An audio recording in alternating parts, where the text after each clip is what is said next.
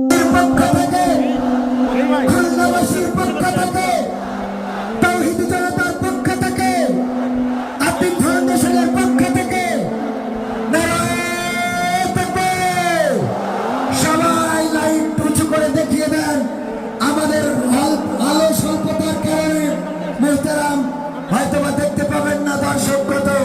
এখন এই লাইট চালানোতে উনি বুঝতে পারছেন লাখো লাখো তাওহীদি জনতার যে ঢল নেমেছে, এটা ইতিহাস সৃষ্টি করেছে। এই ধাক্কা ধাক্কি আমি জানি এগুলো ভালোবাসার ধাক্কা ধাক্কি, এজন্য আমি সহ্য করে নিই। এগুলো যে ভালোবাসার ধাক্কা ধাক্কি এটা আমরা বুঝি।